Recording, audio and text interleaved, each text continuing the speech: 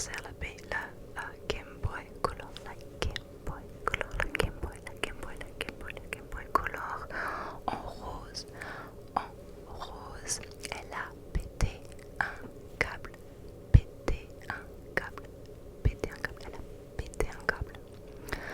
Elle était trop jalouse, mais je la comprends en même temps parce qu'elle m'avait dit qu'elle voulait la rose et après je l'ai eu. Donc je m'en souviendrai toujours de cet anniversaire parce que c'était vraiment un petit peu marrant quoi.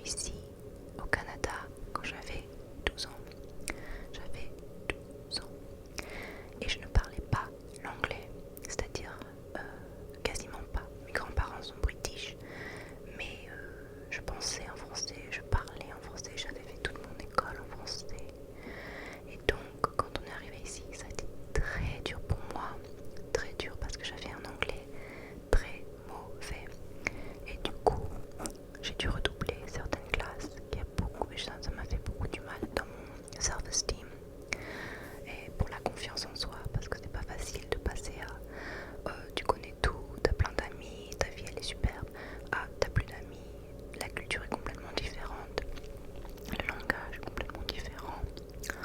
Et même dans le high school, quand je suis après allée au lycée, il a fallu que je prenne un cours ISL,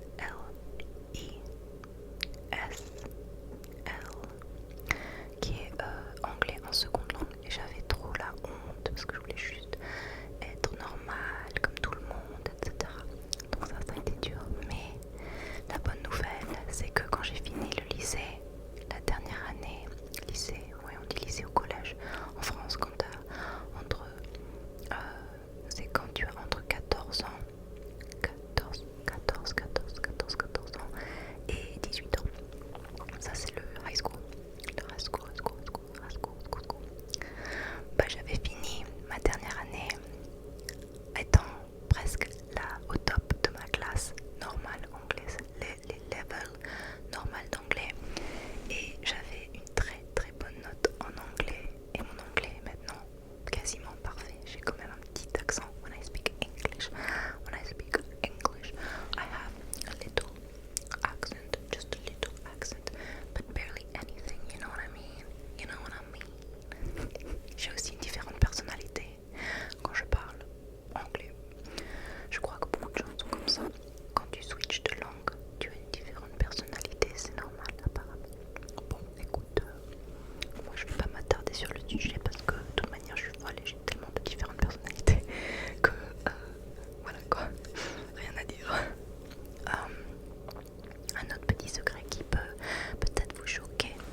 Vous allez vous dire quoi? Comment? C'est qu'en fait, mon papa, il a 6 enfants. Donc j'ai 5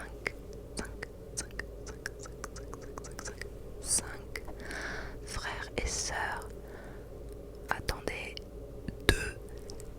4 différentes femmes. Mon père a eu 6 enfants de 4 différentes femmes. Étant artiste, vous voyez le genre, très charismatique, très, tu vois, pimpé, il a trop le flow. Donc qu'est-ce que je peux dire, les femmes l'adorent, il est drôle, il est intéressant, il a beaucoup de gravitas. Donc du coup, il a eu 3, pas 1, pas 2, mais 3 enfants avec sa première femme. Après, son quatrième, pas 1, pas 2, pas 3, mais 4. Quatrième enfant, c'est moi, c'est Bibi, c'est Fifi, c'est Fiofio. Il l'a eu avec ma maman.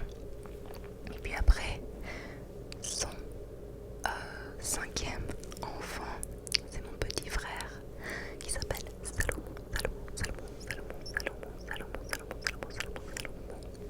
Il a eu avec une autre femme aussi. Là, sa maman elle s'appelle Julie. Et puis en dernier, il a eu ma petite sœur qui s'appelle Dorafea avec sa quatrième femme. Je sais, c'est un fou furieux, mais qu'est-ce que tu veux? Et si ce n'était qu'à lui, il voudrait encore avoir plus d'enfants. Mais mon père, il faut savoir qu'il a 76 ans. J'essaie de pas trop y penser parce que ça fait un peu peur. Mais voilà, il est un peu plus âgé maintenant. Et son dernier enfant est très jeune encore, elle a que 11 ans. Donc je vous laisse imaginer à quel âge il a eu. Oui, il a eu à 60 quelque chose. Donc ouais, c'est intéressant. De toute manière, ma famille est très très différente et atypique. C'est peut-être pour ça aussi que je suis très atypique et j'ai un peu de mal à trouver quelqu'un that fits the shoe, comme on pourrait dire, qui tu vois, avec je me vois un peu, j'ai un visuel de moi avec une chaussure de Cendrillon. La chaussure de Cendrillon est de chercher celui qui va aller avec ma personnalité, le fait que j'ai une culture tellement diversifiée. Voilà. Et pour rajouter, je vous dis un autre petit secret comme ça en passant, je vous avais dit plus tôt que un de mes grands-parents est né en Inde. Oui, en Inde, il est né en Inde, à New Delhi,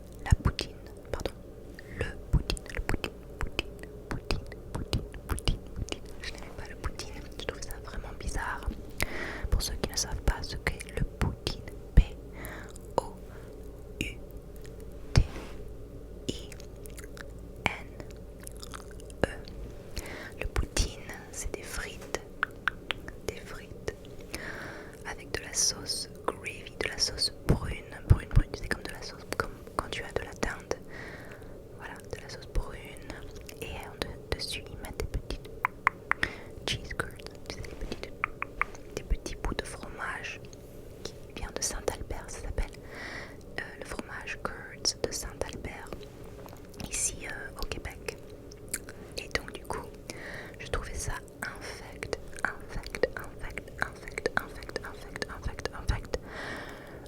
parce que voilà quoi, c'est vraiment bizarre, c'est chelou comme idée. Tu mets des frites avec de la sauce brune et puis des morceaux de fromage, mais ça va pas la tête, moi je te dis, ça va pas la tête, oh oh, ça va pas la tête ou quoi. Mais ce qui s'est passé, c'est que je détestais ça au début, et au fur et à mesure, je faisais la fête avec mes amis, et j'étais un peu, voilà, j'avais bu tout ça, j'avais un peu d'alcool dans mon système. Et après, quand on faisait la fête, on sortait du bar et on allait manger une poutine. On mangeait une petite poutine. Et voilà, tu vois, t'es un peu saoul, t'es pas toute là dans la tête, t'as fait la fête, t'es fatigué, tu veux juste un truc facile et chaud. Et tout d'un coup, j'ai commencé à aimer ça parce que c'était la transition d'avoir de l'alcool dans mon système et d'être relaxé, tout ça. Et bah, de le manger comme ça, et ça est devenu une très bonne souvenir pour moi. Et du coup je me suis adaptée, et maintenant ça fait à peu près, ça doit faire quoi, 16 ans que je suis ici. Et franchement, je te dis ça, mais je suis folle de poutine, j'adore ça maintenant, j'aime ça tellement. Je rêve au poutine tous les soirs. Mais moi je mets du vinaigre blanc dessus. C'est bizarre, je sais, mais je crois que c'est British. Les British, tu sais, qui mettent du vinaigre blanc sur leurs frites. Bah moi je mets du vinaigre blanc sur mon poutine, j'en mets beaucoup. Même ça nage dans le poutine. Mais j'adore ça maintenant. Je sais pas comment je vais faire quand je vais en France pour pas avoir de poutine. D'ailleurs, j'ai un autre petit secret. Viens là, je te dis. Je te dis pas. Tu le regardes pour toi. Je vais partir bientôt du Canada. Je vais bientôt partir. Est-ce que tu peux deviner où? Qu'est-ce devine où je vais partir, où. Ok, je te le dis, mais c'est un secret, hein, tu dis pas. Je vais partir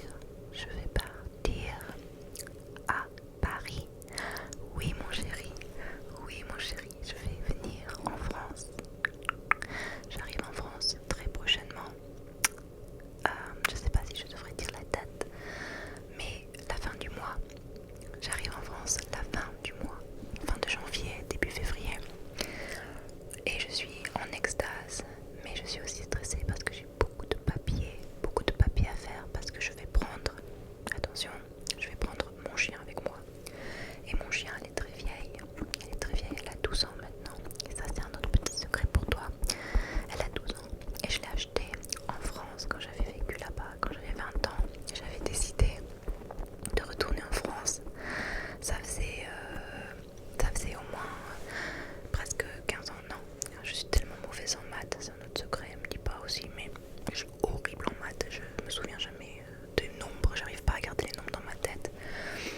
Mais voilà, disons que je suis venue au Canada quand j'avais 12 ans, et puis après, à 20 ans, je suis retournée en France parce que j'avais fait une crise d'identité où je me suis dit non, je suis pas canadienne, je suis française, blablabla. Donc je vais retourner en France, vivre là-bas, voir comment ça se passe. Et donc je suis retournée là-bas pendant 1 an. Je vous dirais, ça n'a pas été simple non plus parce que j'étais devenue tellement canadienne en fait. Le problème avec moi, c'est que j'ai toutes ces différentes identités et c'est très dur de me retrouver dans toutes ces différentes cultures, si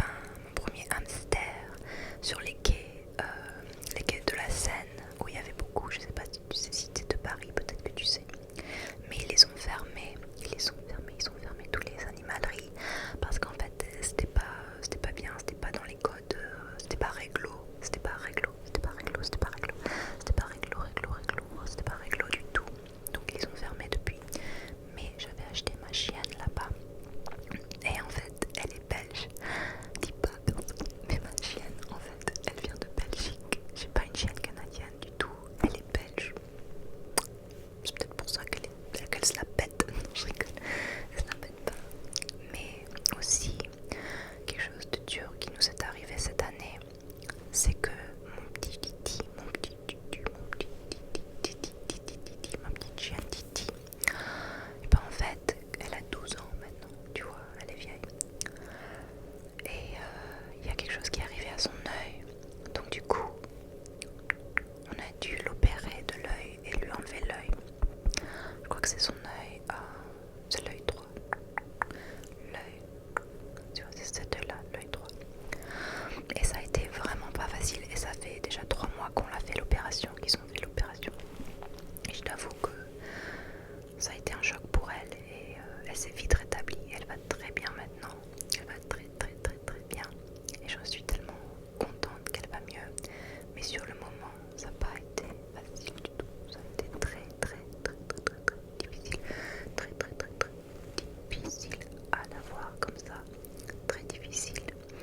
Et donc il lui reste pas beaucoup de vision dans l'œil qui lui reste. Dans l'œil, cet œil là, tu vois l'œil qui est là.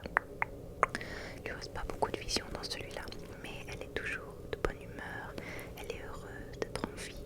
Et moi, tout ce que je veux, c'est qu'elle soit heureuse, en bonne santé. Et qu'elle n'ait pas de douleur, très important. Qu'elle n'ait aucune douleur. Ça c'est plus important pour moi. Donc revenons à nos moutons. Nos moutons.